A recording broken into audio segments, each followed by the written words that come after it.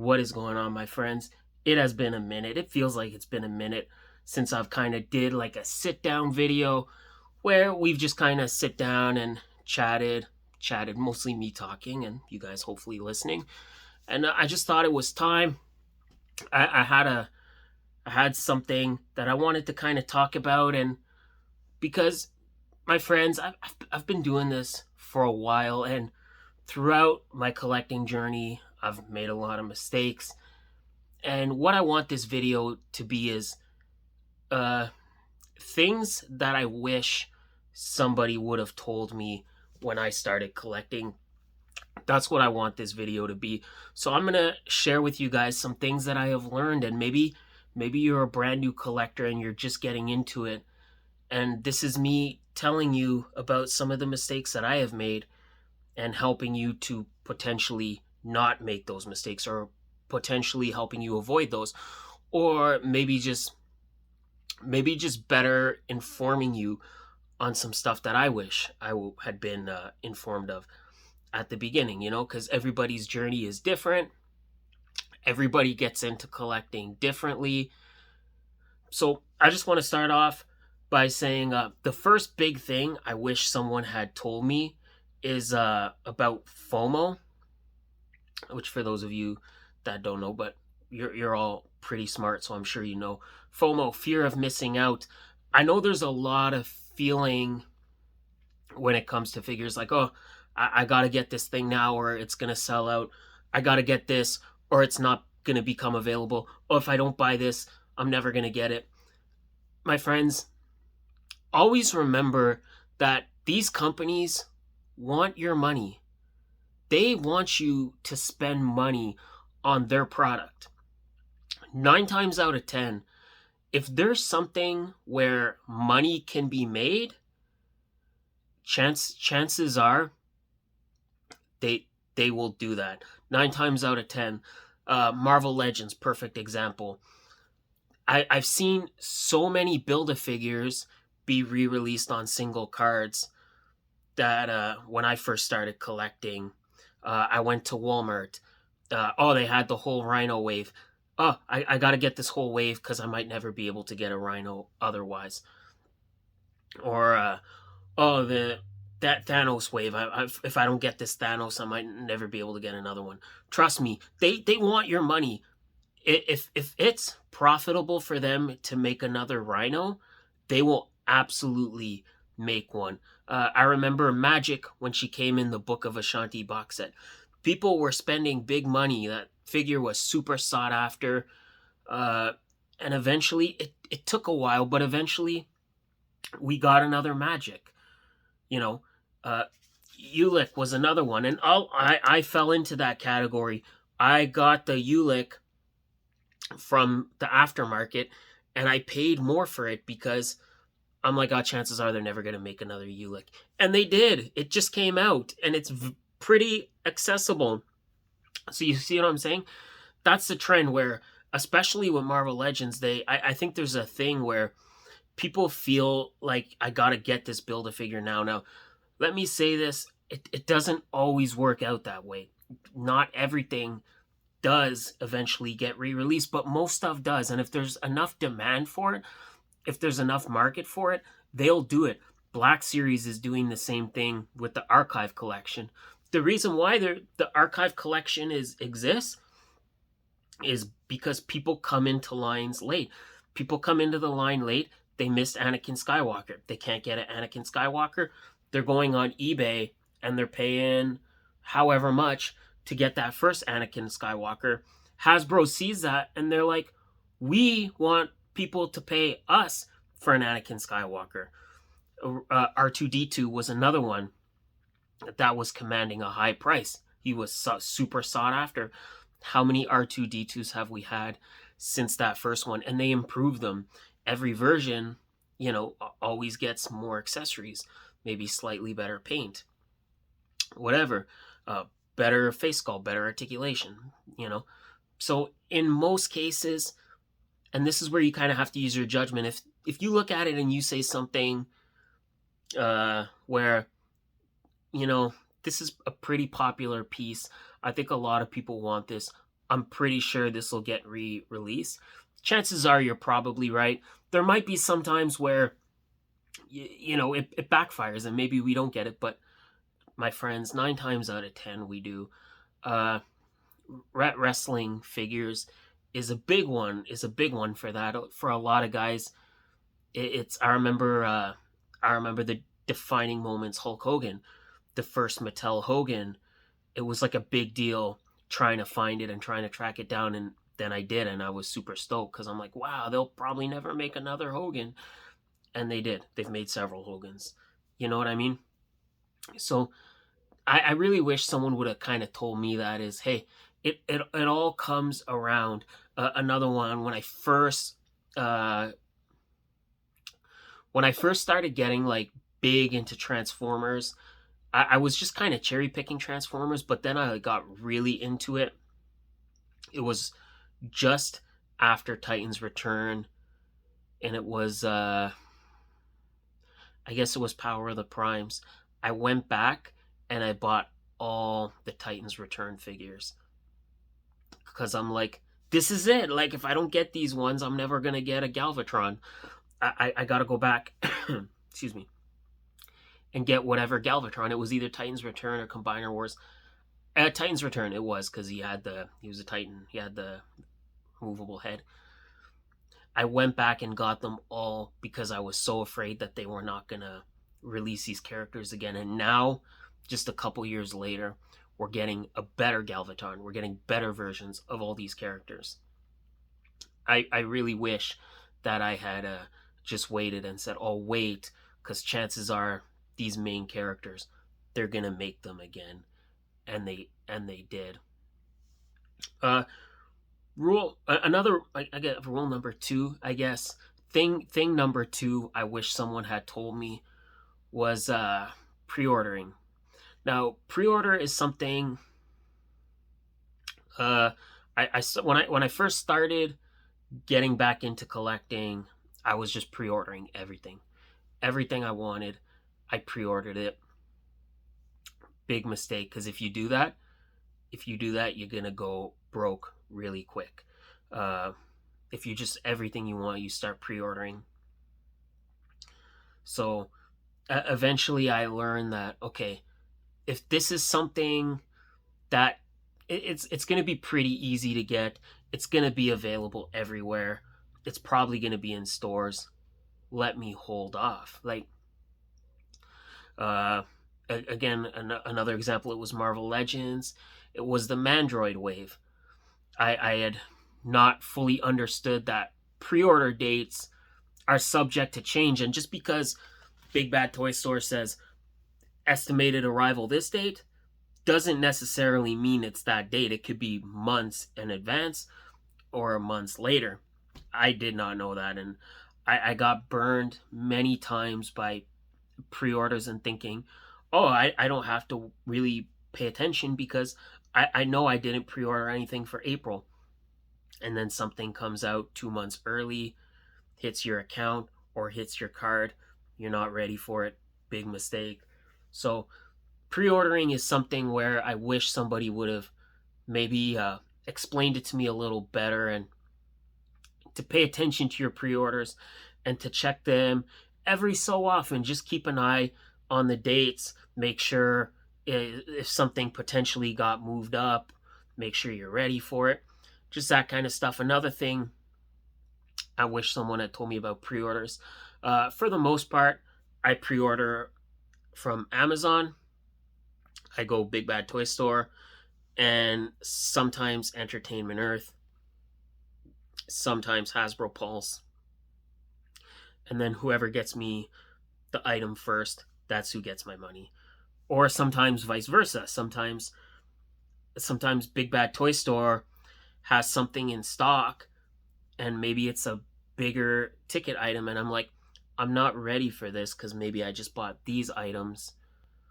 Let me just hold off on that for now, because I have it pre-ordered on Amazon and it's actually doesn't come in stock for another month. Let me hold off and let me get it in a month from Amazon, no problem, or vice versa. If sometimes something comes in early and I want it now, and oh, Hasbro Pulse got it first, I'll get it from Hasbro Pulse.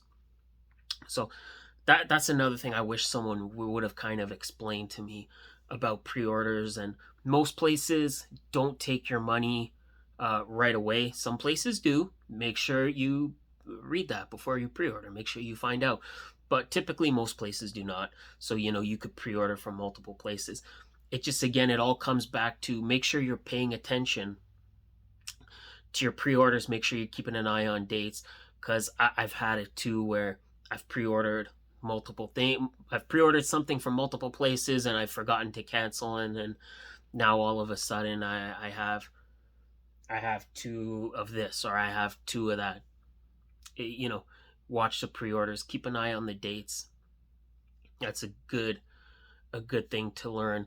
Another thing that I wish I had learned when I first started collecting, and this, my friends, I think is going to be the biggest. If you take anything away from this video, please let it be this: that you don't have to get everything. And being a completionist is subjective to what you deem as a completionist. I learned that lesson the hard way, because at the end of the day, this hobby is supposed to be fun. Buying figures is supposed to be fun. And when you feel stressed, like you always got stuff coming out and you're always having to hunt for stuff and you're always looking for stuff, that's not fun. And for me, that was a long time where I was like, I need to get every Marvel Legend. I need to get every Black Series figure. I need to get every WWE Elite. My friends, decide what you want your collection to be. Don't let the companies dictate what your collection is going to be. You decide that. You make that decision. If, okay, like I just want to collect cartoon Ninja Turtles, I'm just going to buy the cartoon stuff. I'm not going to buy the movie stuff, you know? Or Black Series figures, like maybe you just want original trilogy figures. If that's what you want and that's what you want your collection to be, then you can do that. You don't have to buy every single thing. Maybe you want to. And if you want to, that's totally fine. I'm not knocking that. Collect what you like at the level you like it. But I think there's a lot of pressure. I think maybe a lot of new people, maybe I'm wrong, feel a pressure, because I know I did, of if I want to be a completionist, I got to get every Marvel Legend. But you don't. Maybe you just want to be an X-Men completionist, or maybe you just want to be a MCU completionist, or you just want to be a villain completionist. There are layers, and you can decide that I just want this. Transformers is another one. Maybe you just want to collect movie Transformers, and you can do that. Or maybe you just want to collect like G1, or maybe you just want to collect IDW. There are layers. Don't ever feel like a completionist is this. It means I have to get everything. No, you don't. Don't ever feel like you have to buy everything, because at the end of the day, this hobby should be fun. And when you're collecting and you're not having fun and you're not enjoying it, that's a big problem. And that's a problem I had for a long time, where I felt like I had to get everything. I felt like I had to get every DC figure, like I had to get every Marvel figure. And then I stopped and I told myself, you know what? I don't need to get every Marvel Legends build a figure. I've actually passed on the last couple of build a figures, and I've just cherry picked the figures that I've want, like the Doctor Strange Multiverse of Madness wave. I didn't want that build a figure because that character wasn't interesting in the movie. And I'm like, I don't need this in my MCU collection. So I skipped that wave and I only bought the two figures that I wanted. I didn't feel that pressure anymore to where I have to buy this whole wave. And I was doing that for a long time. And it really started to make me not having fun with this hobby. And like I said, this hobby should be about having fun. So that's a big thing I wish I had learned from the beginning, is that being a completionist is what you make it, and that's what you want it to be. Like I said, you decide what a complete collection is. uh, the NECA with the cartoon turtles, if you don't want to buy all these C and D list characters, then don't. Maybe you just want to collect characters from season one. That's totally fine. You can do that and still consider yourself a completionist, because, like I said, being a completionist is what you decide. It's what you make of it.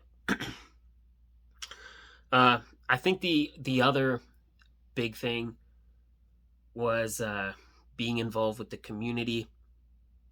Uh, being involved with the community is great. It's great to have. It's great to have friends that are collecting, that can potentially help you out and can potentially look out for you. There's been a couple cases where, living in Canada, there's been a couple cases where I've been unable to get something, and I've had people kind of help me out. Smith, super awesome reviews, my good friend. He's helped me out a couple times, and you know, it comes vice versa. Or sometimes it's just good to have somebody that you can kind of get information from, like firsthand experience. Like if you don't know about something, and maybe potentially someone's been collecting longer than you, and you can go to them and you can say, hey, I need your advice on this purchase. I'm not sure about if I should get this, or what do you think? Do you think we'll get a better one?